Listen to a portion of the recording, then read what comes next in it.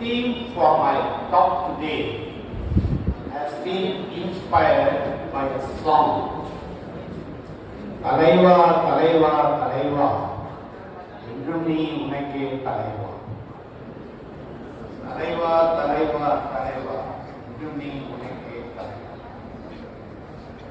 I see some are smiling and there are others who are not smiling. I understand the reason. For those who are not smiling, let me clarify to you that I am not a fan of Varisu, Alabadi, or part of #NNJPudiyirukkum.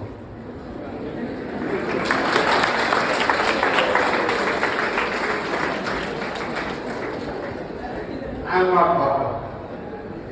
On the contrary, I have the tunivu.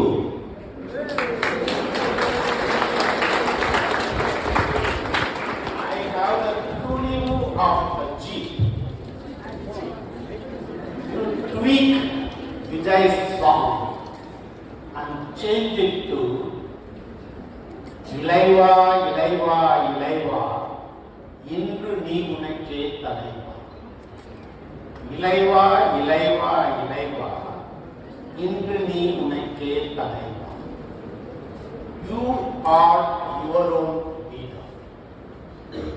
You, the youth of the 21st century, you have a unique and unprecedented opportunity to be the masters of your destiny, captains of your ship, the heroes in your story, and of course, be your own Talabadi or Talaiva.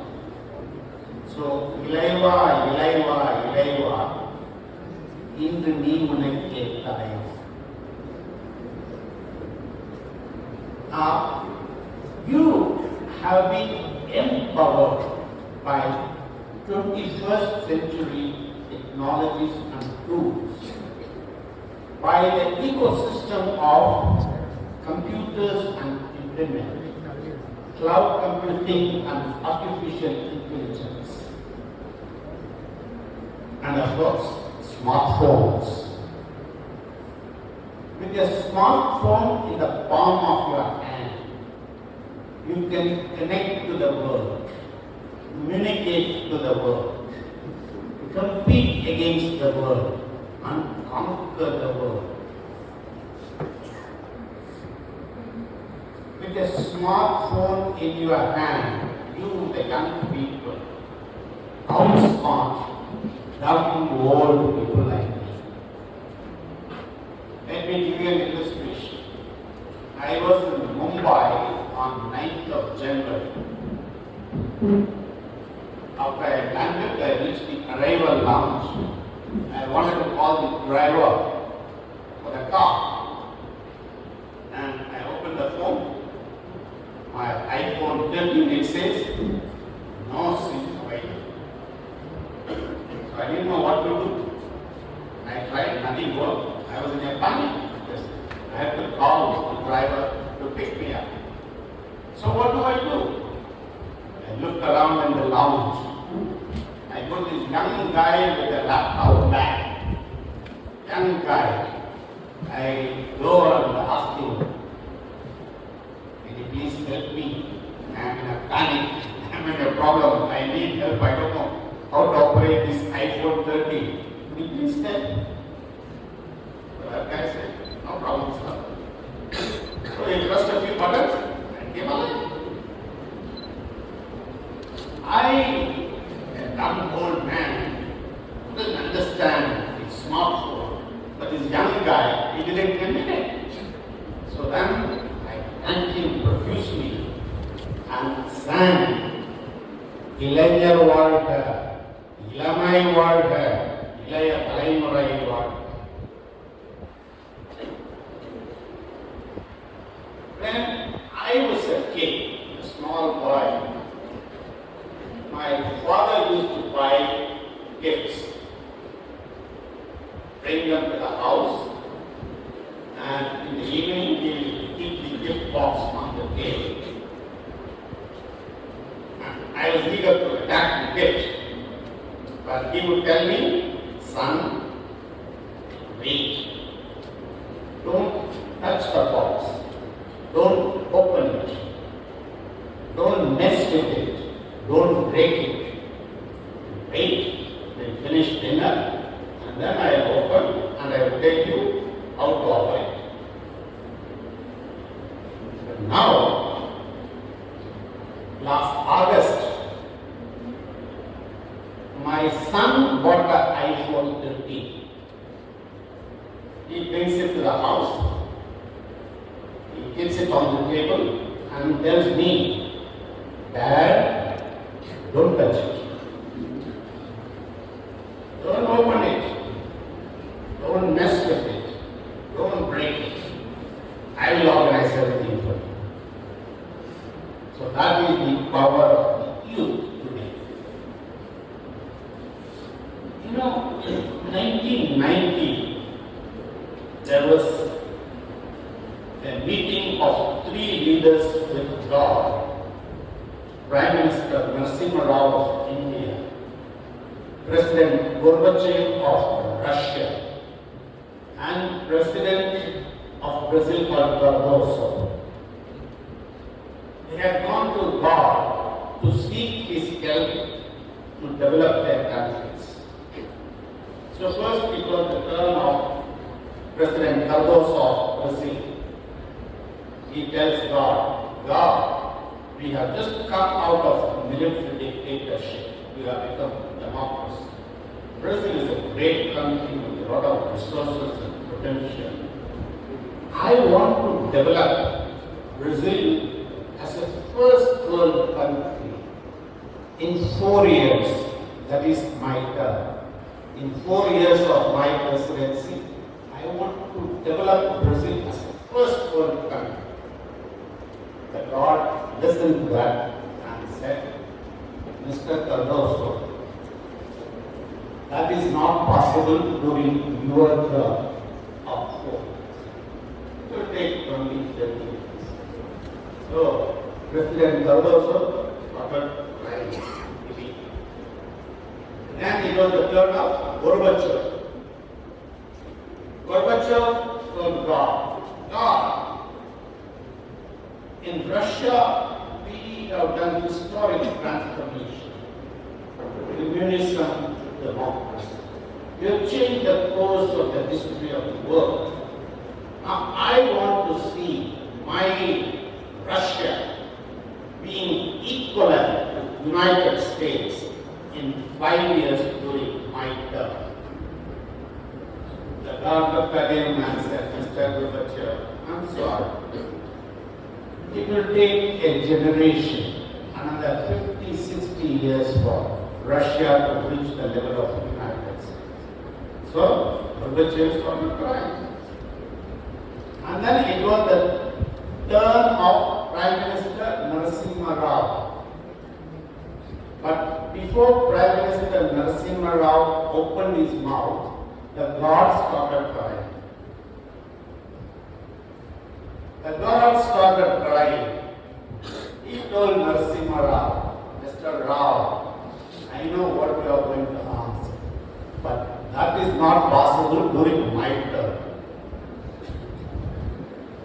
I'm sorry. So this was in 1990. But now, in 2022, a young guy like you from TCS, he sends a WhatsApp message to God. God, can you talk?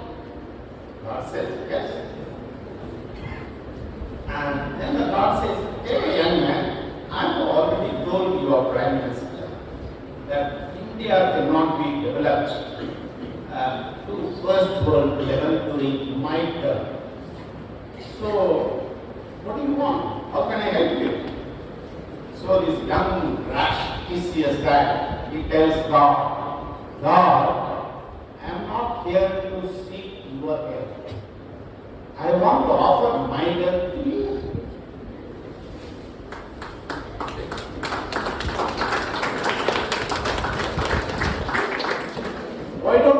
outsource your work to TCS. We will do the work at 1/3 of the cost and more efficiently. You can go on vacation.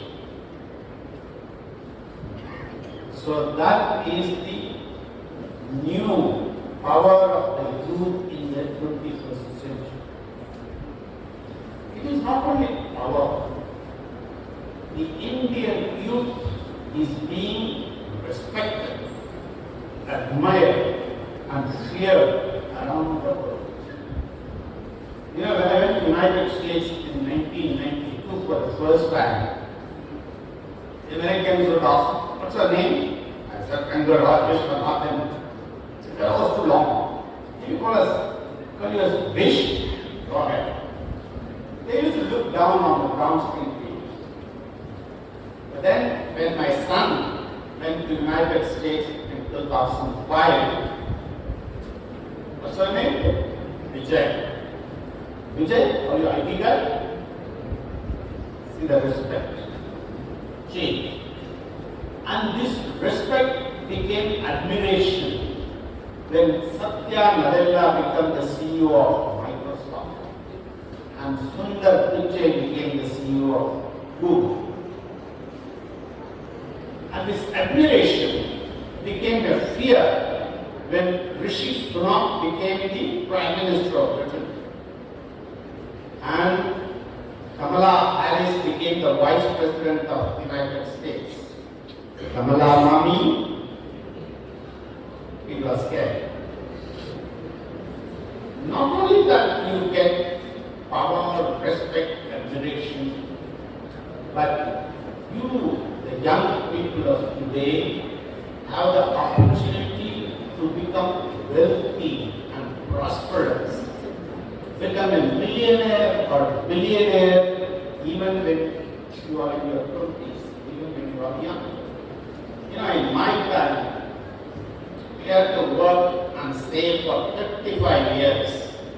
And it's only after retirement, with all that savings, we can build a house or do a marriage. But now, in your 20s, you can become a millionaire or billionaire. Look at Mark Zuckerberg. He became a billionaire at the age of 23. There's an Indian called Nikesh Arora. This Nikesh Arora was the head of business for Europe for Google. And he was the highest paid executive in the whole of Google. More than Larry Page and Sergey Brin, the founders. And he was one of the highest paid executives in the world. Then he left Google and joined SoftBank, Japan, it's an investment company. He was there for 2 years, 2015 and 16. You know what was his salary? $100 million a year. $1 million is 8 crores. So 800 crores of salary in a year. So it works out per day 1.6 crores a day. He was the highest paid executive in 2015 and 16. Now he has left that also. He has joined the CEO of Palo Alto Networks in United States, and he is getting even more. So, for the first time in the history of the world, you, the young people, the youth, have this unique opportunity to be powerful and wealthy, to be respected, admired, and feared. So we are all very proud of you, and we expect a lot from you. But at the same time, we are conscious that you, the young people, are not mere inheritors from the past, inheritors from older generation, but you are shapers of the present and inventors of the future. So today's youth is not just inheritors from the past, but shapers of the present and inventors of the future. Very proud. But when you do this, when you shape the present and invent the future, you should remember a bit of the past, a bit of history. As she was saying, the parents, you have spent money and then a sort of sacrifice for it. So you should remember your parents and their parents, going all the way back to Valluvar, tradition and history. I told you your song for the youth. Ilaiva, Ilaiva, Ilaiva, Mundini Uneke Kalaiva. You know what was our song? When we were young, எங்களுக்கும் காலம் வரும் காலம் வந்தால் வாழ்வு வரும் வாழ்வு வந்தால் அனைவரையும் வாழ வைப்போம் வளரும் வளரும் என்று காத்திருந்தோம் மலரும் மலரும் என்று பார்த்திருந்தோம் மலர் முடிந்து பிஞ்சு வரும் வளர்ந்தவுடன் காய் கொடுக்கும் காய்களெல்லாம் கனிந்தவுடன் பழம் பறிப்போமே. Now you are going to reap these fruits and you are going to enjoy them. But you should also remember the fruits did not just appear on the sky. It came from the flowers, from the tree, from the plant, from the roots and the seeds.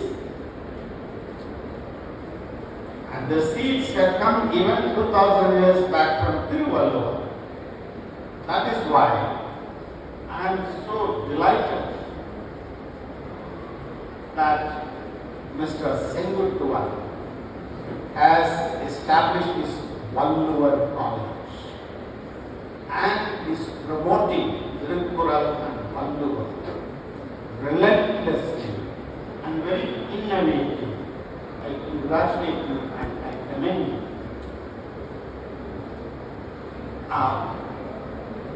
I also like the name of your college, Valluvar College of Science and Management.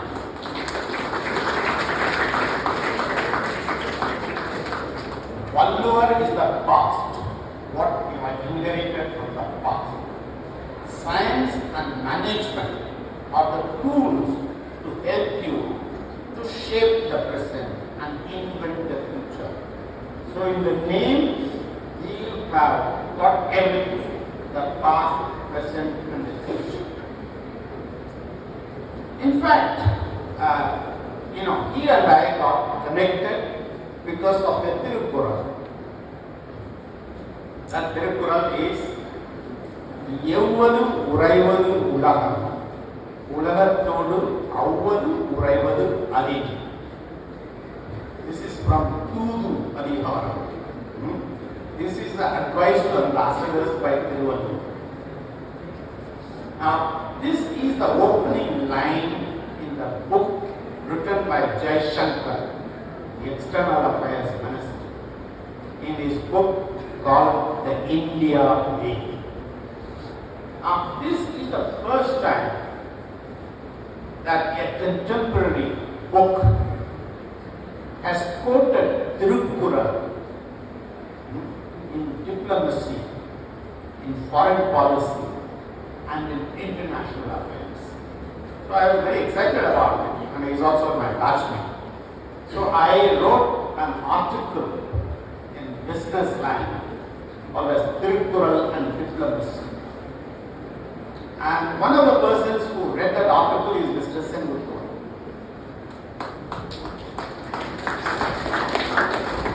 So he read that and then contacted me saying, "Sir, I have been promoting Tirukkural." And that's how we got this connection. So I thank you. It was the Tirukkural which connected him to me and me to you today here. But there is another Tirukkural which almost changed my life when I was young. That Tirukkural is உழுதுண்டு வாழ்வாரே வாழ்வார் மக்களெல்லாம் உழுதுண்டே பின் சொல்வார். உழுதுண்டு வாழ்வாரே வாழ்வார் மக்களெல்லாம் தொழுதுண்டு பின் சொல்வார். This Tirukkural was believed 100% by my uncle who brought me up. I was born in a village called Alamguri Mahajan, small place. And my parents are illiterate, my father and mother. And we had half an acre of land. And we are 3 brothers. So there was not enough to feed all 3. So my parents sent me to be adopted by my uncle to another village 40 kilometers away near Tanjavur called Motivational. It's a small village. And there I was brought up by my uncle from the age of 3 and off.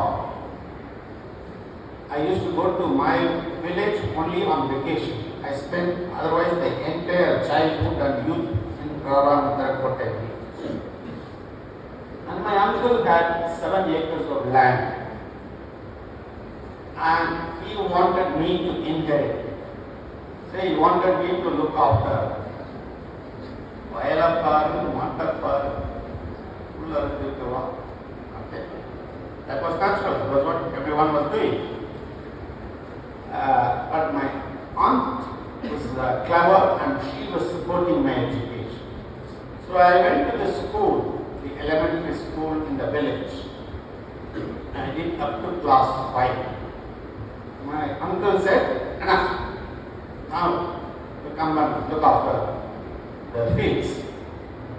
But my aunt told him, our neighbors, their children are going to Mariamman, 4 kilometers to the west. So let him also go. He will work during holidays and weekends and before going to school. So I went to the school in Mariamman. It was a higher elementary school, Tamil medium. When I finished 8th standard, it became higher secondary school till 11th grade, SSLC. So reached 11th grade. When we reached the 11th grade, there were 4 other boys from other schools that joined us, our first batch. And they had failed a few times. So they came and joined this school. So we, the new guys from this new school, we asked them for advice. Gurus, those days we didn't say much on. So, Gurus, give us some advice since you have a lot of experience, having attempted this exam 3-4 times. So what is the trick? How do we manage? How do we pass? So these 4 guys told us, okay, you will never pass in the first attempt. You make 1 attempt, you know what it is. You make 2nd attempt, you get a bit of debt. And 3rd attempt, you might pass or you go for more. So we're all worried, but luckily we passed. And then when I finished the school, my uncle put his foot down and said, that's it. Come to work. Then again my aunt told him, there is a college 4 kilometers to the east called Pundi. So the other kids were going, so let him also go. So I went there and of course I had to do work in the morning before going to college and during the weekends. But what happened was, in the mornings, I would go do plowing or cutting grass for the cattle, and afterwards come and have a quick dip in the river, and eat something, and run to the college. It's 4 kilometers, and to the east, so the sun was hitting me. So when I reached college, in the pre-university, and then later BSc, in the first hour of the lecture, I will sit in the front row like this and go to sleep. The fan, it's cool and nice. So So I had missed all my first hour lectures. So my classes started only from the second hour. But fortunately my friends helped me out and so I managed. Then of course, then my aunt became stronger and told me, okay, let him go to for MSc and did MSc and so on. And then I ended up as ambassador. My uncle, whenever I used to carry books, he would say, in our village, nobody had got any jobs or earned money. So he was genuinely skeptical and he didn't want me to go and study. He wanted me to So against his wishes, I became ambassador. Now you might all be wondering, what is an ambassador? What does he do? Right? Here is somebody who wants to become an ambassador. Now, the ambassadors or the diplomats. See, the whole career is called diplomacy or a diplomat. After about 15 years, you become an ambassador. So, the ambassadors manage relations between countries in the world. In our case, we manage India's relations with other countries and with the world. The work is to protect and promote the interests of your country. It could be political, economic, commercial, cultural, or council. But the focus on anything will depend on where you are posted. For example, I was posted in Latin America, South America, Brazil, Argentina, Chile, all the way up to Mexico. There are 19 countries. 18 of them speak Spanish and one country, Brazil, speaks Portuguese. I speak both Spanish and Portuguese. So in these countries, our focus was economic diplomacy, to promote business, to promote our exports, to promote our investment, and to acquire assets and to source our imports. So when I went to Brazil first time in 1996, our trade with Brazil was less than $100 million. Last year, $100 million means what? 800 crores. Last year, our exports to Brazil was $6 billion. That is 4,800 crores. And in the whole of Latin America, which is 19 countries, we did $19 billion, which is almost 150,000 crores, 1,50,000 crores. Today, for example, we export more to a country called Guatemala, Central America, than what we export to Cambodia, which is neighbor. Guatemala is a small country of 11 million people, 15,000 kilometers from India. But last year we exported $503 million. That is almost about 4,000 crores. To Cambodia, which is neighbor, just 1,000 kilometers, we exported only $170 million. So we have opened up Latin America for our exports. Today, for example, Colombia is the number 2 market in the world for our motorcycle exports. Mexico is the number 2 market for our car exports. We export $1.5 billion of pharmaceuticals, and we export about $700 million of textiles. There is a textile entrepreneur. And we export ready-made garments, home textiles, and the whole lot. And some of the home textiles go from here from Karur, and written stuff goes from when I was here in Karur in 2005 or 6 to give a lecture to the Exporters Association of Karur to guide them about the Latin American market and how to do business. And our companies today have invested about $12 billion. All the major IT companies are there. There is a company called UPL, United Office Limited from Mumbai, which is the largest Indian agrochemical company. But today, they do more business in Brazil than in India. In Brazil, they do $1.6 billion. In India, they do under $1 billion. So we open the market for investment. And also we import some crucial things which we need for our energy security and food security. The largest Indian import is crude oil, petroleum oil. We import something about $150 billion. Now, since about 2000, earlier we were importing money from Middle East and a bit from Africa. But now we have started importing from Mexico, Brazil, Colombia, Ecuador, and Venezuela. And so we have diversified. We import about 10 to 15%, which is very important for our economy.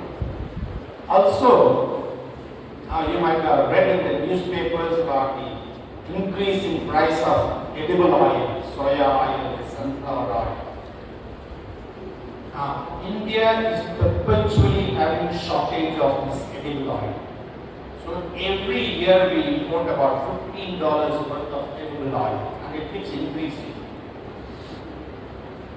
So we have found Argentina and cultivated it as a source for our import of soya oil and sunflower oil, also from Brazil, Paraguay, and Uruguay. And also pulses. We have a shortage like all these pulses. India imports every year about 5 million tons. We import from Canada, Australia, Turkey, and America. But we have started importing from Latin America. South America has a complementarity in India. In India, every year I travel from Tiruchi airport to my village